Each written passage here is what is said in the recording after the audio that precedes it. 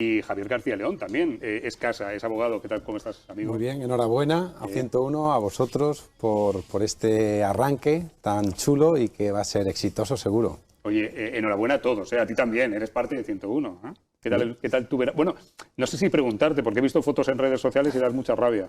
Bueno, he querido hacer un experimento de lo bien, digamos, pensada que está la ciudad de Miami desde el punto de vista de oferta turística y me he venido con muchas ideas. No sé a quién se las venderé, la verdad. Vale, ¿por Estados Unidos bien? Muy bien, muy bien. Vale. Casi me había quedado, voy a utilizar las palabras de Luz, me había quedado con el menos malo, que hubiera preferido a Berlusconi, ¿no? Porque es que realmente lo de Italia, afortunadamente Italia es un país tan rico, tan potente, con tanto genio entre sus fronteras, que sabrá sobrevivir y pasar este capítulo, ¿no? Pero yo realmente creo que es una muy mala noticia para Italia y muy mala noticia para Europa.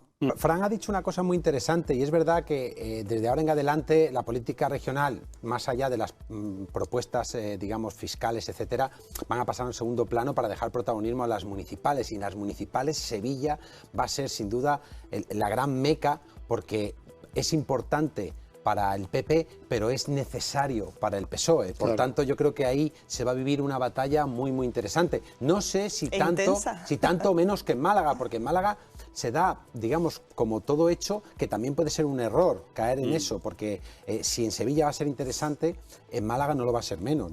La encuesta nos dice dos cosas, en mi opinión.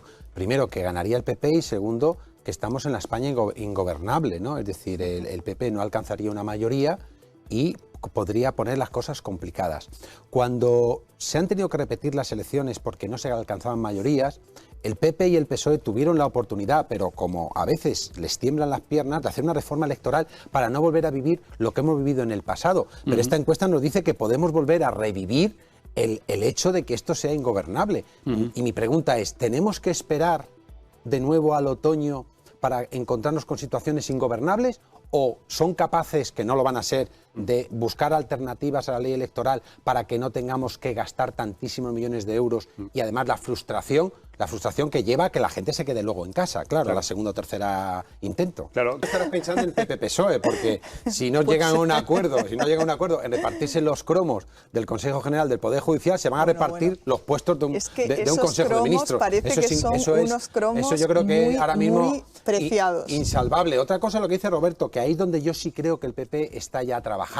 Es decir, el PNV, que ha sido aliado del PP, evidentemente el independentismo catalán se ha ido por los cerros de Úbeda, ahí no tiene nada que pescar. Y algo que sí me parece que el PP se podría estar equivocando, ¿no? Que es vender precisamente la piel del oso antes de cazarlo, y me refiero al oso socialista, de que cada día vayan pasando más votos del PSOE al PP, que creo que eso no va a ocurrir. Yo me negaba a aceptarlo en la noche electoral de Andalucía, después lo tuve que aceptar con ciertos, digamos, reservas, pero sí creo... Pero sí creo, pero sí creo. Sí, puedo tener varias religiones igual que él incluso, ¿no?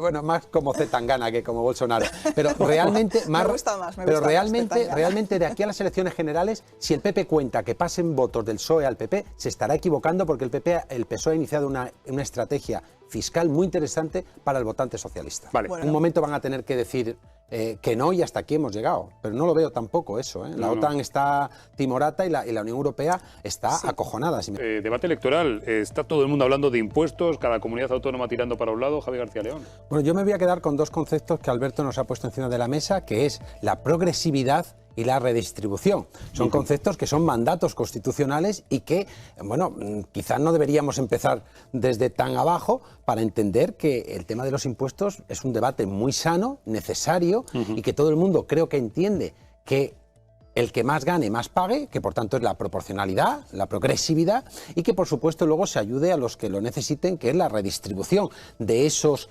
ingresos de aquellos que más han ganado. A veces parece que eso se olvida porque uno escucha discursos muy genéricos diciendo, bueno, yo mi bolsillo, o sea, el dinero está mejor en mi bolsillo, porque yo si no consumo tanta sanidad, ¿por qué tengo que contribuir tanto? Evidentemente también tengo que decir que no conozco a nadie que se licúe pagando impuestos. Es decir, todo el mundo quiere pagar lo mínimo posible y que quede en su bolsillo el máximo posible. Teniendo en cuenta ese egoísmo, digamos, del ser humano, entendible, hay que marcar precisamente políticas que hagan que sea progresivo y que haga que haya redistribución.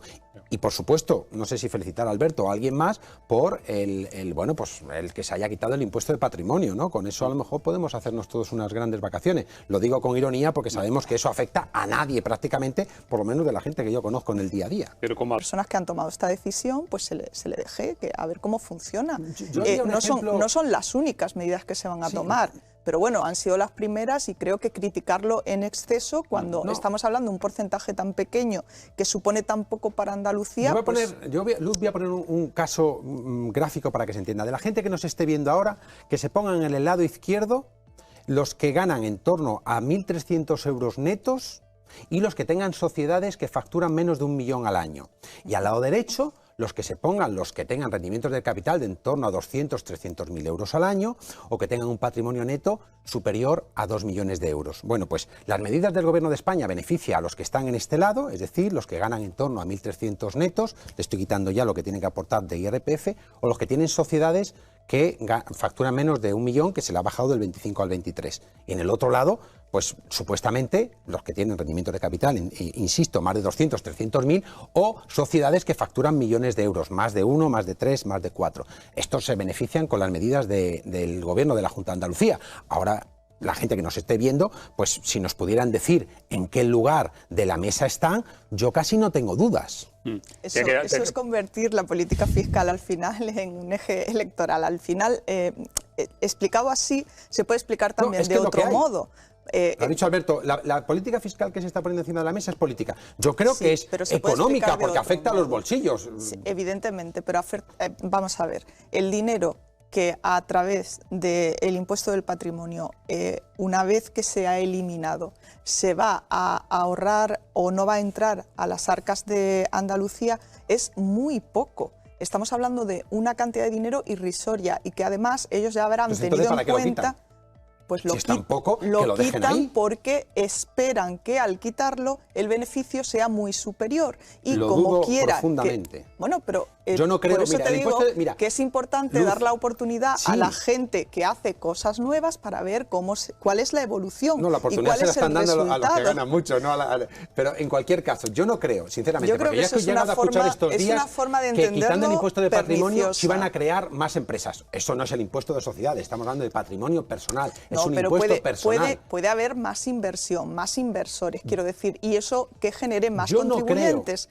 Pero no lo crees, pero no lo sabes. Hay que dejar esto... Claro, estamos en el mundo de las creencias. Esto es como Bolsonaro, que cree en dos dioses o varios a la vez. Es decir, yo lo que quiero decir es que, por ejemplo, yo trabajo con gente de otros países escandinavos que evidentemente sí pagan impuesto de patrimonio, ¿vale? Son personas, algunos, no todos, y todos podemos conocer a gente. La gente con dinero no va a dejar de vivir, ni en la Costa Azul, ni en la Costa del Sol, ni en la Florida, porque tengan que pagar impuestos de patrimonio por tener sus casas que tienen valores netos superiores a 2 millones de euros. Porque eso ha sido así toda la vida. La gente no se va a vivir a un lugar peor porque tenga que pagar menos. Pero bueno, hablamos del impuesto de patrimonio, insisto, otra cosa son las sociedades. Javier, otros abogados que no somos la mano de obra ni sea yo, barata, sabemos cómo hacer que esas personas que tienen que pagar esos 2 millones no los paguen. Digo otros abogados que no somos ni tú ni yo. Pero eso se ha estado haciendo y se hace. La gente que se puede... Eso es otro campo de la inspección fiscal. Hombre, si quitamos los impuestos porque hay gente lista que evita pagarlos, pues la solución no es quitarlos, es poner más inspectores de Hacienda. Porque no quiero que parezca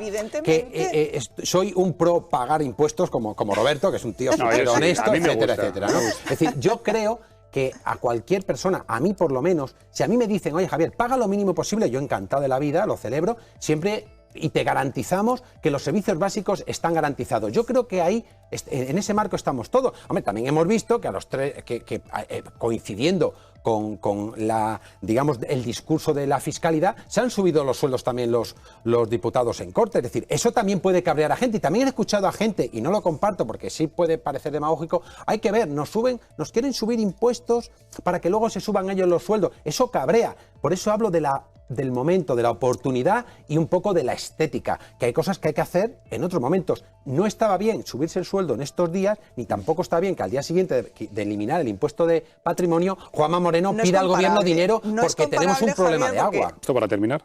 Bueno, yo que estoy encantada de estar contigo, con Javier, a pesar de que hoy me ha planteado tareas. No me afecta lo del impuesto de patrimonio, pero estoy tranquilo. ¿No te afecta? Vale. Pues yo no sabía dónde situarte, ¿eh? Porque eso de tener barco ya no sé yo dónde 5 segundos para tributas decir tú, algo. si en un lado No, o que en otro. creo que la reforma fiscal es un tema muy interesante y también es verdad que hace falta hablar de fiscalidad, porque eso es política de verdad también, no Perfecto. siempre de Claro, qué pero hay hacen que hablar Nos vamos de a la publi, fiscalidad nada, nos sin vamos a la publi.